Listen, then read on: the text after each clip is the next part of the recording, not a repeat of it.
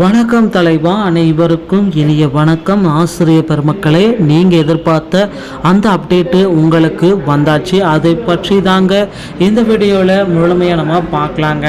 So TRP மற்றும் பள்ளி கல்வித்துறையில் மிகப்பெரிய ஒரு அப்டேட்டு வந்தாச்சுங்க. டிஆர்பி மற்றும் பள்ளி கல்வித்துறையில் நீங்கள் எதிர்பார்த்த மாதிரி ஆசிரியர் தகுதி தேர்வுடைய முடிவுகளை பற்றியும் பிஜிடிஆர்பியோடைய புதிய வேக்கன்சிஸ் பட்டியலை பற்றியும் இந்த வீடியோவில் பார்க்கலாம்.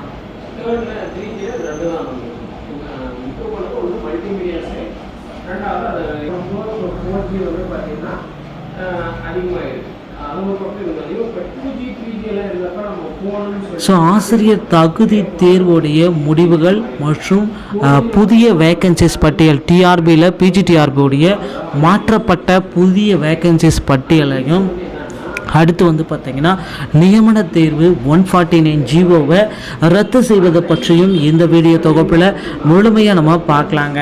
ஸோ டிஆர்பியில் ஆசிரியர் தகுதி தேர்வு தாள் 2 முடிவுகளை வெளியிட போகிறாங்க. எப்பொழுது சார் ஆசிரியர் தகுதி தேர்வு தாள் 2 முடிவுகள் நமக்கு வெளியாகும் அப்படின்னு நீங்கள் செக் பண்ணிங்கன்னா, ஆசிரியர் தகுதி தேர்வு தாள் 2 முடிவுகள் பார்த்திங்கன்னா நமக்கு அதிகாரப்பூர்வ இணையதளத்தில் நமக்கு வெளியிட போகிறாங்க. ஸோ டெட் பேப்பர் 2 ரிசல்ட் பார்த்திங்கன்னா இன்னும் சில மணி நேரங்களில் நமக்கு கிடைக்கும்.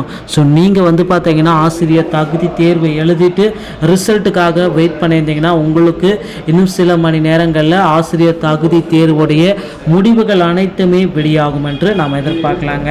ஸோ ஆசிரியர் தகுதி தேர்வில் பார்த்திங்கன்னா கூடுதல் மதிப்பெண்களையும் வழங்க இருக்கிறதா நமக்கு சில தகவல்களை நமக்கு ப்ரொவைட் பண்ணியிருக்காங்க. ஸோ கூடுதலான மதிப்பெண்கள், ஸோ 1 2 3 அப்படின்னு பார்த்தீங்கன்னாலும் கொடுப்பாங்க. ஸோ ஒரு 10 மதிப்பெண்களுக்கு மேலே கூடுதல் போனஸ் மதிப்பெண்கள் வழங்க இருக்கிறதா நமக்கு தகவல்கள் வந்திருக்கு. ஸோ ஆசிரியர் தகுதி தேர்வுடைய ஃபைனலான ரிசல்ட் பார்த்தீங்கன்னா இன்னும் சில மணி நேரங்களை நாம் எதிர்பார்க்கலாம். அடுத்து நீங்கள் எதிர்பார்த்துட்ருக்க மிகப்பெரிய ஒரே ஒரு அப்டேட்டு, ஸோ பிஜிடிஆர்பியோடைய புதிய வேக்கன்சிஸ் பட்டியல் மாற்றியமைக்கப்பட்ட பட்டியல் நமக்கு இன்னும் சில மணி நேரங்களில் கொடுத்துருவாங்க. ஸோ அதையும் நீங்கள் பார்த்து தெரிஞ்சுக்கலாம். அடுத்து தமிழகத்தில் ஆசிரியர்கள் அனைவருமே போராட்டம் நடத்திட்டு இருக்காங்க. அந்த நியமன தேர்வு டெட் தேர்வில் எழுதி பாஸ் செய்தவர்களுக்கு நியமன தேர்வு ஒன்று வேண்டாம், நேரடியாக பணி நியமனத்தை அவர்களுக்கு கொடுங்க அப்படின்ட்டு கோரிக்கைகள் வச்சுருக்காங்க. ஸோ இவருடைய கோரிக்கைகளை பள்ளி கல்வித்துறை அமைச்சர் அன்பில் மகேஷ் பொய்யாமொழி அவர்கள் விரைவில் சுமூகமான முடிவை முதல்வருடன் பேசி நமக்கு கொடுப்பார்ன்றதை நம்ம பார்க்கலாம்.